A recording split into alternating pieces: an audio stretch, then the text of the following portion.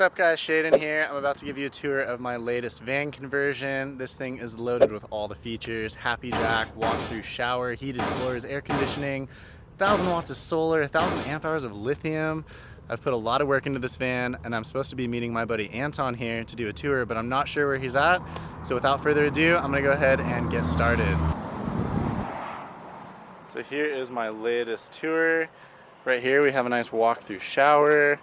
If you pull back this curtain... What are you doing? Well, I'm filming a van tour.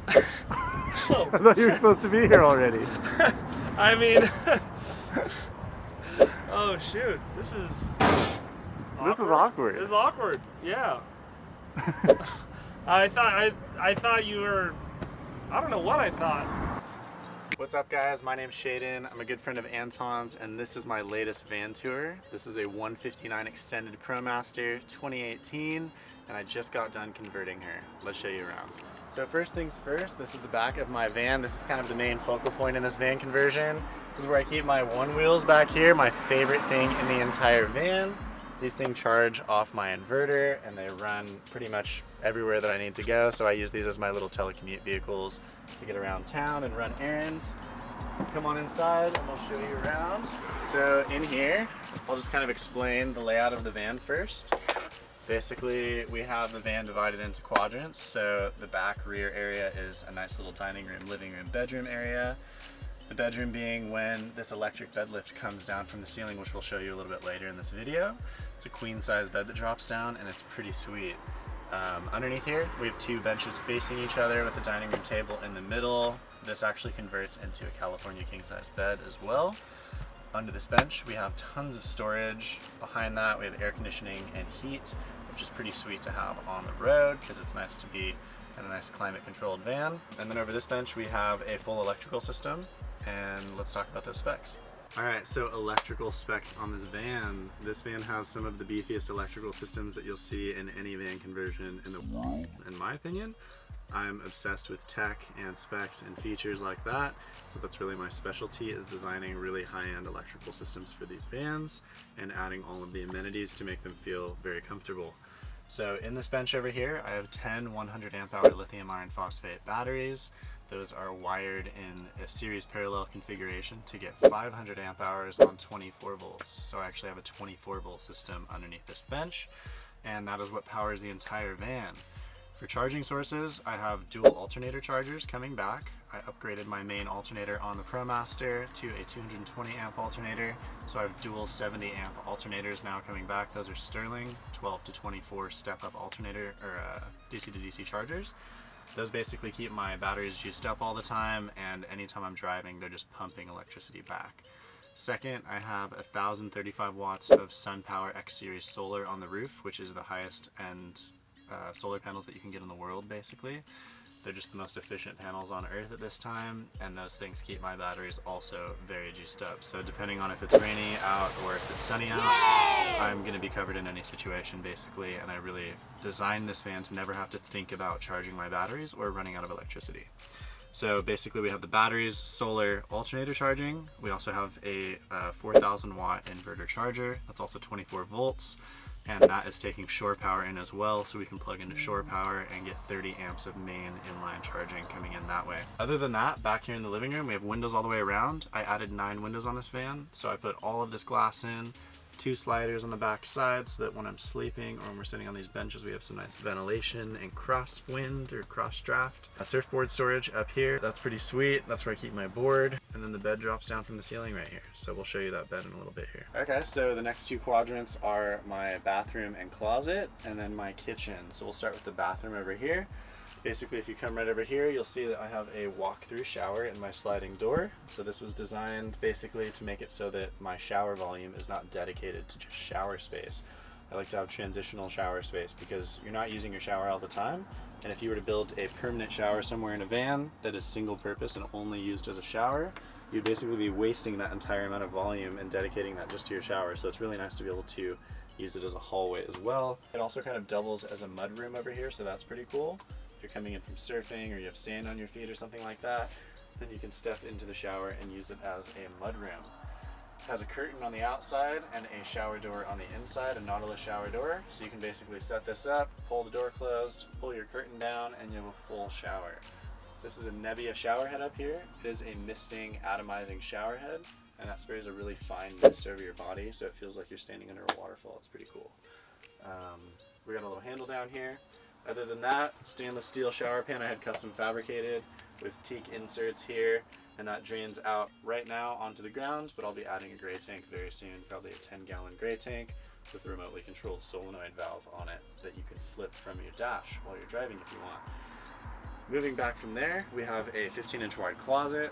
Inside this closet I have full vertical hanging room for about 50 shirts, and then I have 3 drawers underneath that, so pants, socks, all that stuff is in there. Everything has perfect organization, nothing is out of place. The bottom hatch here is just laundry, so you can access that separately, and that is just where I keep my laundry basket. It's really important to have laundry in a van. A lot of people don't add a specific designated laundry spot or trash can spot, and they end up having their laundry somewhere random or their trash somewhere random, which is not my style. So that's pretty much everything for my bathroom area. That's another 25% of the van, and I really tried to space this van into quadrants so that you have equal quarters of living room, bedroom, bathroom, and kitchen. So let's show you the kitchen. Alright guys, welcome to my kitchen. So essentially I have 3 base cabinets here and 3 upper cabinets here. Starting at the base here, I have a Dometic CRX 110 black refrigerator here that has a freezer in it as well. That opens up from the side and has plenty of room for all my goodies and food and frozen treats. Right over here I have 4 drawers, so 2 top drawers that are a little bit skinnier, that are 5 inches tall, 2 bottom drawers that are 10 inches tall. These are just all my organization for silverware, paperwork, pots and pans, and this is like a junk drawer. And over here I have my hot water heater, my trash can, and my 3-stage Aquasana water filter, which provides nice clean drinking water out of this little spigot over here. That's filtered water. This is regular faucet water. All of that runs full time. And the way that all of that runs is off of my 52-gallon water tank, which I have, in my opinion, cleverly hidden down here in the toe kick so that I can free up my rear bench space for storage. So that is essentially just a giant pancake tank that runs the entire span of this toe kick right here. And that's 52 gallons under there. So we have that coming out of our faucet here as well as our shower. This sink right here is a really nice black stainless steel sink, so that's pretty clean and modern. Moving this way, we have basically an entire slab of acacia. It's kind of like a simulated live edge. Well, I guess it's actually a live edge, but these are pretty sweet from Home Depot. I've always really liked installing these in vans because they're just really clean and really easy to get. Moving left from there, we have an Impava dual induction burner right here. This is 1800 watts that's split equally amongst these 2 burners, or you can have 1800 watts all in one burner on high. This thing's pretty sweet. It runs on AC 120, and that's running off of my inverter, obviously. Over here, we have my control center, which basically has my electronic bed lift switch, my battery and water tank level monitors. I have my Webasto heater controller here, which is a full 7-day timer and thermostat. Right here we have my inverter switch, which has an on-off and power saving function. That thing's pretty sweet. DC outlet so that I can charge things without having my inverter on. Heated floors right here, which are 24-volt heated floors under the floor, custom ordered from Europe. Right here we have my water heater timer, and this essentially is a way for me to turn my hot water heater on for a short burst of time instead of leaving it on full time or flipping a regular switch on that water heater. So this allows me to hit like 15 minutes, and that'll basically dose my water heater with 15 minutes of electricity, and then it will turn itself back off so that it doesn't stay on and continually heat the water after you've taken a shower. Moving this way, we have an AC outlet that has USB-C ports in it so that I can charge my MacBook and things like that really quickly. Down here is 4 different zones of lighting. So we have the rear LED strips under the bed and underneath the walkway. We have the front LED strips, which are underneath this cabinet and underneath the toe kick here. We have the rear puck lights underneath the bed and in the ceiling, and the front puck lights, which are just above me here. Up here, we have a little toaster oven. This is like a 4-slice toaster oven. It's pretty sweet. Allows me to bake cookies and make little lasagnas and brownies and treats and things like that. So that's pretty convenient in a van when you're coming in from skiing or coming in from a cold surf or something, to be able to like bake something warm. Something that a lot of people don't put into their vans, but I find to be an absolute necessity. just got a little storage shelf here. This is kind of like my bread shelf slash miscellaneous items. Over here we have 2 upper cabinets, and these basically just store food and some dishes in here, and then an entire headliner shelf at the front. Right here we have a little signal booster antenna, so that's what boosts the signal inside of the van. And then up here I have 2 different vent fans. These are both Max Air Dome vent fans, and these essentially just suck the air out of the front of the van here. The reason I went with these little ones is because I have so much solar on the roof that there's no room for a standard Max Air Deluxe. All right guys, so this is the only transitional part of the van. This is the only thing that you need to choose between when you're in the van. Everything is accessible full time except the decision between bedroom or living room mode, which you can kind of do, but you'd be a little bit cramped underneath the bed if it was partway down. So what I'm gonna do is lower the bed right here, kind of show you guys how that works. It's just an electric bed lift. This is a HappiJac. Basically lowers my queen size bed down from the ceiling. You can bring it down to any height that you want, all the way down onto the cushions, or you can stop it somewhere in the middle, which is what I usually do. I have my surfboard over here, so I like to just make sure that the board doesn't hit and stop it like right there. So basically, this is a full queen size bed up here, super, super comfortable. I climb up here just like this, and I'm in bed, which is pretty sweet because I don't have to make my bed every day. I don't have to convert my bed every day. It just comes down and it's super clean and put together, and that's really important to me. Up here, I have my CRL skylight, which is pretty sweet. It's only like $250, and it gives me a view of the stars. I can also crack it and get this really nice ventilation on my face while I'm sleeping, so I love opening that up at night. Other than that though, that's pretty much everything for the bedroom. So what was the impetus for you starting van life? That's a big word. Basically, this all started with my ex-girlfriend Katie. She basically was like, you should get a van and we should be able to take it down to the beach and go on camping trips and stuff like that. And I was like, that sounds like a great idea. And so I started looking at used low roof vans, and I was gonna get some like old beater van.